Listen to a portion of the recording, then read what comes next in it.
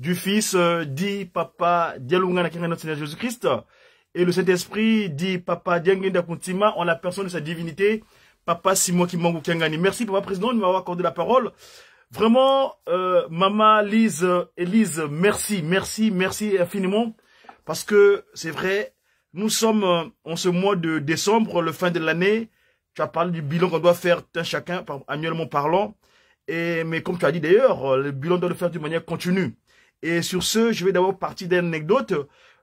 Pour ceux qui ont des contemporains de Papa Kisolokele Lukelo, qui ont été avec lui ici en Europe, généralement Papa Kisolokele disait, chaque jour quand on se lève le matin, on va à une activité quelconque. En rentrant le soir, on doit se faire le récapitulatif de la journée.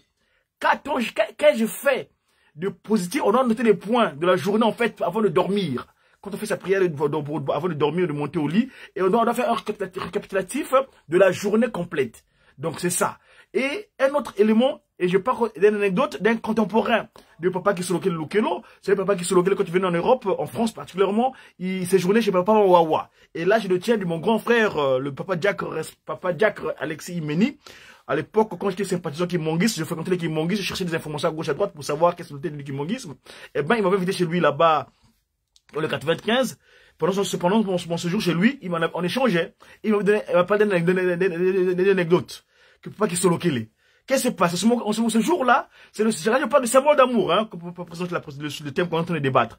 Papa Kisolokele, donc, habitant chez Papa Wawa, ce jour-là, Papa Alexis rentre de ses activités, il vient là, vous savez ce qui s'est passé à l'église, entre-temps, pour nous dire, à un moment donné de l'histoire que vous avez connu l'église en France, l'incompréhension qu'il y avait entre nous et Kimonguiste. Et ce jour-là, donc, Papa Alexis vient de Papa Kisolokele dit, oh, Papa, mon père à l'église, comment ça se fait? Donc, il était en train de larmoyer en se lamentant, tout en étant comme si c'était colérique, quoi. Et donc, Papa Kisolokele, franchement, je parle de lui parce que franchement, maman Elise, vraiment, maman Elise, son thématique d'amour là, vraiment, et cela, je vais aborder je pense cette anecdote-là. Papa Kisolokele dit à papa Alexis, Papa Alexis, assieds-toi mon fils. Il dit, mon fils, assieds-toi. Papa Kisolokele développe. Il dit, mon fils, écoute bien ce que je vais te dire aujourd'hui. Dieu a créé l'homme infiniment bon.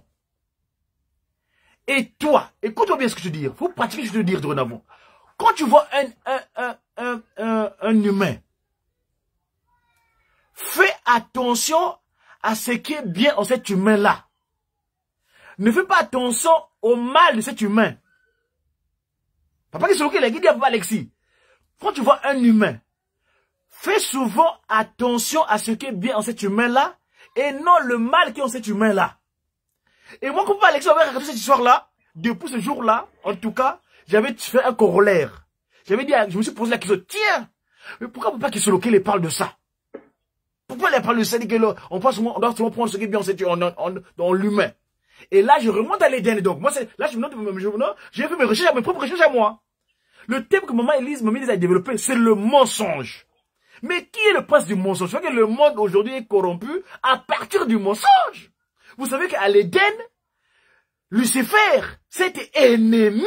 Moi, j'ai fait dans le cadre de mes recherches avec le jeu de mots que je fais concernant les mots étrangers les mots qui sont étrangers à l'Afrique.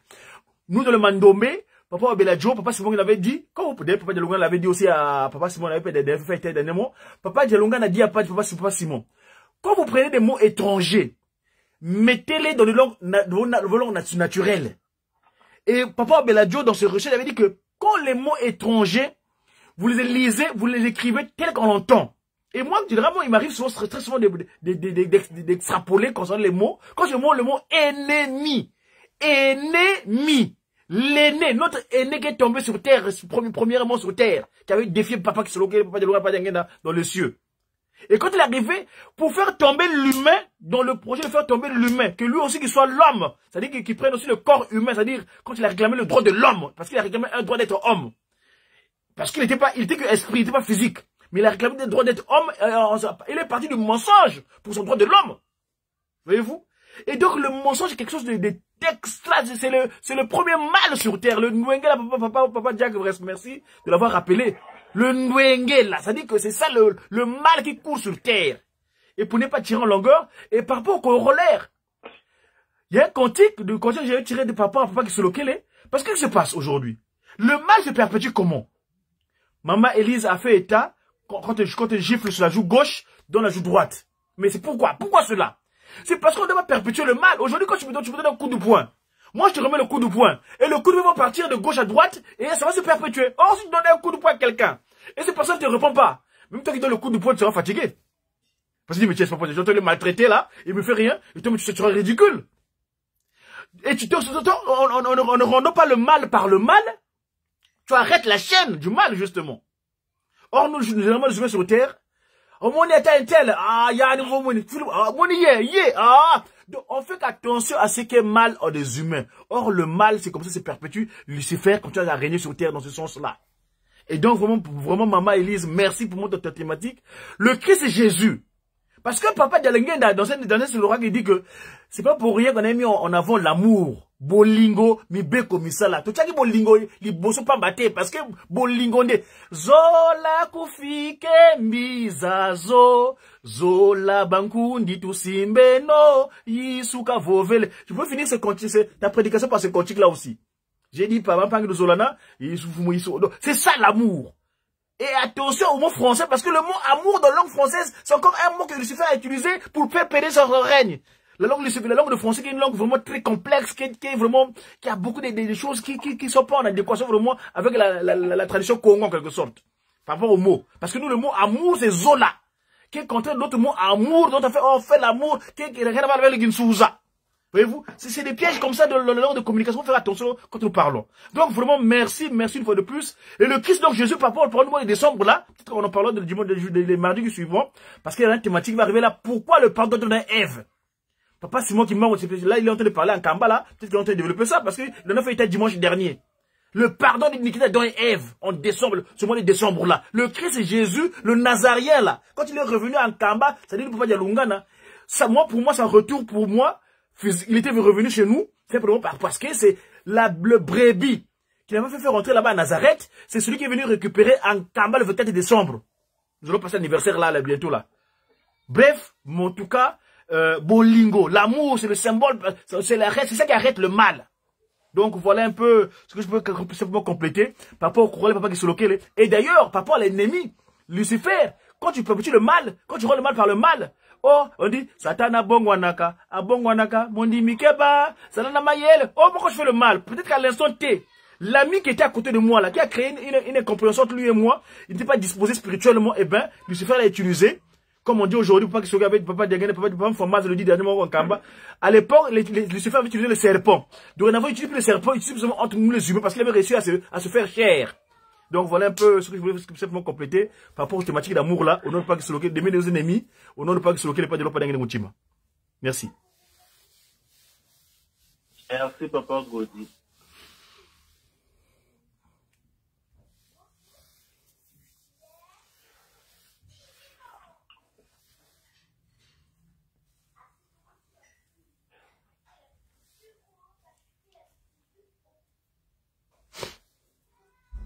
Papa Aurélien.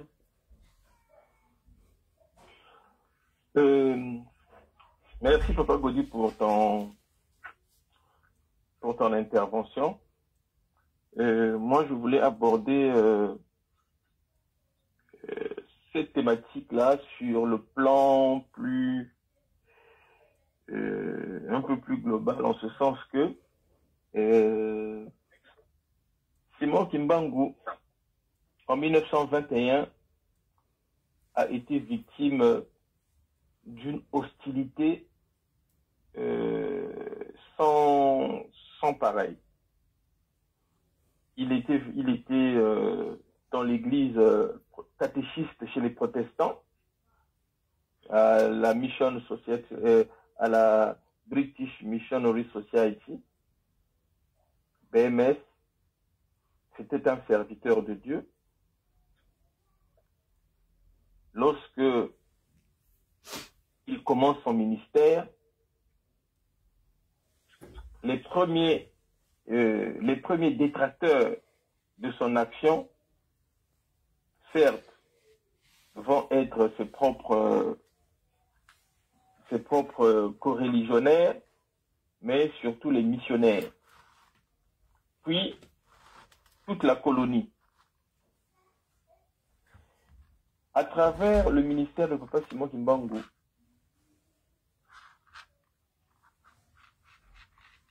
la colonie belge s'est montrée très très hostile. Nous connaissons l'histoire. Cette hostilité a eu pour conséquence l'arrestation de Papa Simon Kimbangu, la relégation de ses enfants. Maman Mouilou et Papa Fumambanza étaient cantonnés en Kamba, en Gombe-Tsuka, surveillés. Kamba était déserté, mais gardé par les soldats. Papa Kisolokele et Papa Diangenda en relégation. Plus 37 000 familles. Les adeptes qui suivaient Simon Kimbangu ont été dispersés dans toute la RDC. Cette hostilité s'est répandue au Congo-Brazzaville. Il y a eu également des relégués, des gens qu'on a voulu bâillonner du fait de leur foi. Il y a eu également des victimes en Angola. Mais lorsque le moment est venu, le moment établi par Dieu est arrivé, l'Église a obtenu sa liberté. Les kimbanguistes ont été autorisés à exercer leur culte. Papa Diangenda Kuntima, lorsque il rencontre le roi des Belges, le roi des Belges lui dit: Son Éminence, faites le travail de votre père. C'était un travail noble. C'était une mission noble. Papa Diangenda va rétorquer: mais pourquoi vous l'avez arrêté? Le roi va dire: eh ben, c'est parce que vous nous étiez soumis. Vous étiez en quelque sorte nos esclaves, quoi, en quelque sorte. Ça veut dire que les colons savaient que Simon Kimbangu avait exercé une mission noble. Il avait un message divin. Mais on l'a tenté de le bâillonner. Mais, malgré cette hostilité, les victimes de l'intolérance religieuse kimbanguiste n'ont jamais manifesté de la haine envers le colonisateur. Jamais. Jamais, jamais. L'Église s'est développée. L'Église s'est développée même dans les pays de nos bourreaux. En Belgique, il y a l'Église kimbanguiste. Et nous ne prêchons pas la haine contre les Belges, ni contre les Français, ni contre les Portugais. Au contraire. Et dans son introduction, l'histoire du kimbanguisme, Papa Diangenda nous dit ceci.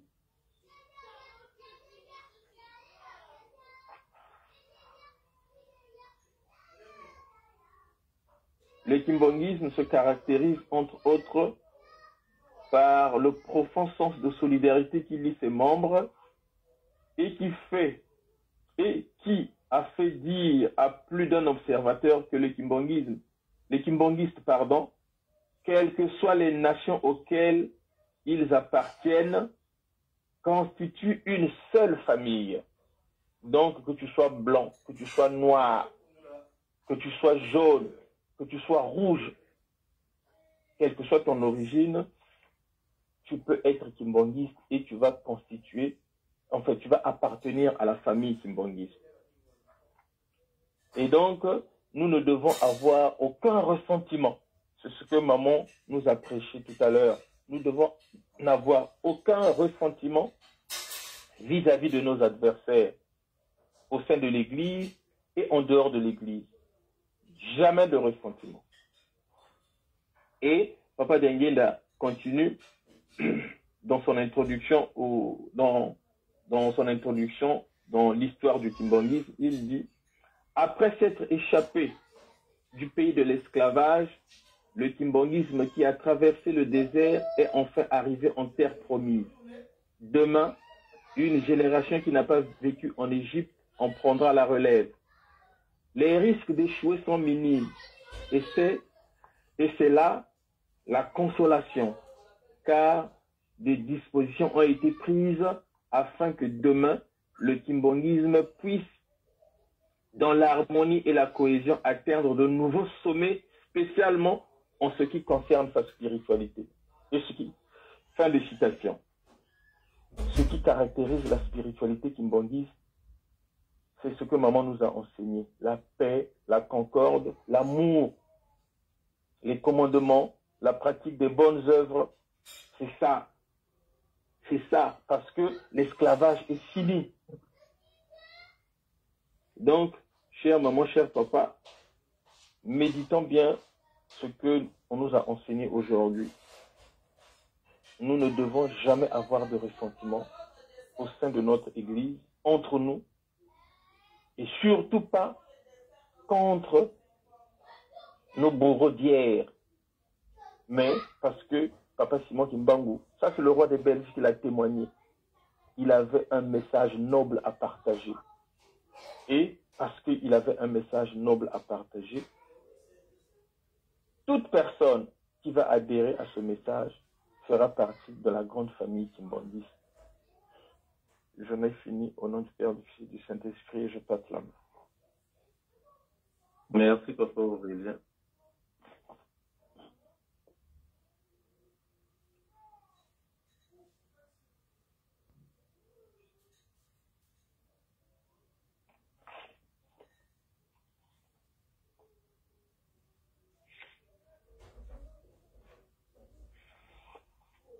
Donc, il est 20h32.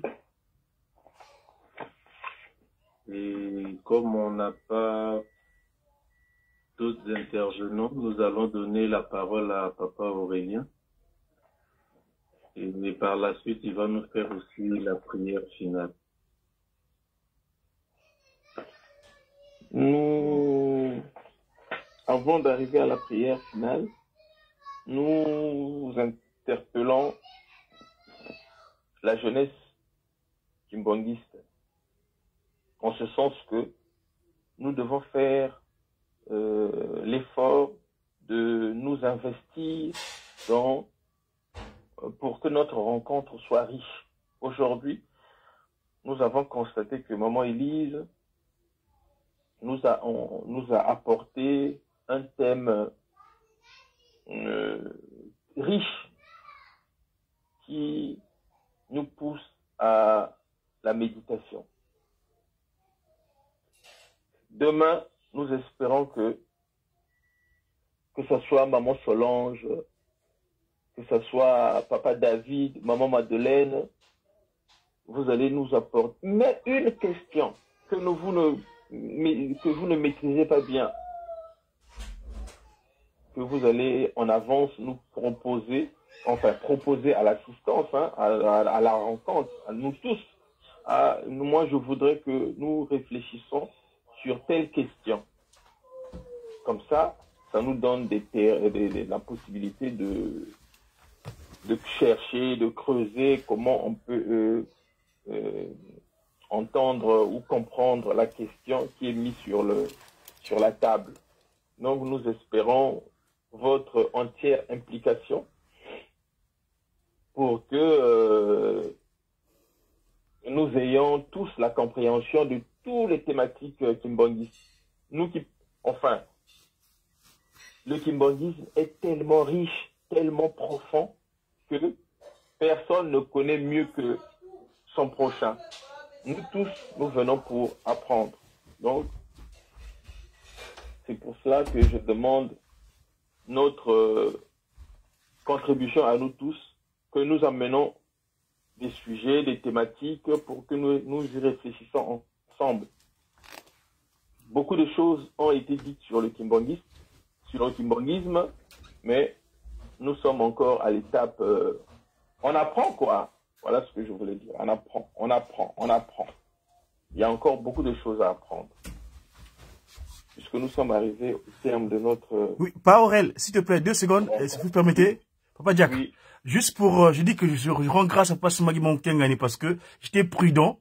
Quand Élise prêchait, j'avais braqué ma vidéo, donc je l'ai filmé.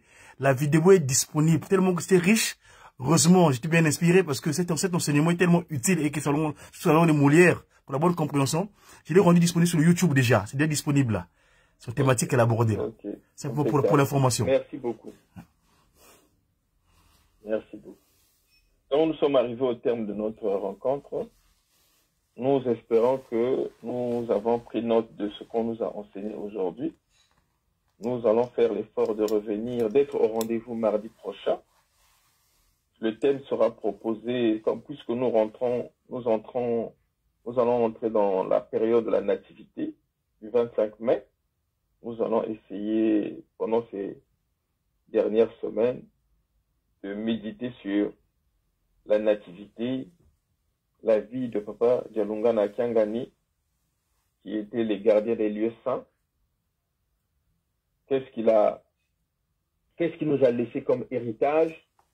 Nous savons que Papa Dialungana Kiangani a écrit pas mal d'ouvrages, enfin de petits manuels. Moi, j'en ai quelques-uns en Kikongo. Donc, nous allons essayer de voir qu'est-ce que nous pouvons retenir sur sa vie, ses œuvres pour les prochains mardis. Allez, prions. Au nom du Père, du Fils, du Saint-Esprit, Seigneur Dieu, Papa, c'est moi qui m'en tiens. Comme chaque mardi, tu nous as donné rendez-vous pour notre rencontre de la jeunesse. Papa, regarde le nombre que nous sommes, Papa Simagi Bankengan. Mais regarde aussi le nombre de présents chaque mardi qui s'intéressent à ton œuvre, Papa. Beaucoup sont indisponibles pour de multiples raisons. Mais beaucoup également sont paresseux, ils restent chez eux, ne veulent pas venir à la rencontre, Papa. Ceux qui ne viennent pas au rendez-vous et qui sont disponibles, Papa, va taper à la porte de leur cœur pour qu'ils s'investissent dans cette œuvre. Cette œuvre a été donnée à nous pécheurs pour que nous puissions la bâtir. Donne-nous cette volonté de construire, bâtir nos paroisses, Kamba Nouvelle-Jérusalem, pour que tes prophéties se réalisent. Nous allons nous séparer entre nous, mais toi tu ne te sépares jamais avec tes enfants. Reste avec chacun de nous dans son foyer. Apporte-nous paix et bénédiction, aujourd'hui à jamais, au nom du Père, du Fils et du Saint-Esprit. Amen. Amen. Amen. Amen. Allez, bonne soirée. Bonne soirée. Maman Élise, félicitations. Donc, ta prédication est disponible sur YouTube. Bonne soirée. Merci. Non, n'oubliez pas de vous abonner, de liker. Qu'est-ce qu'on mange? Vraiment, vous me regardez.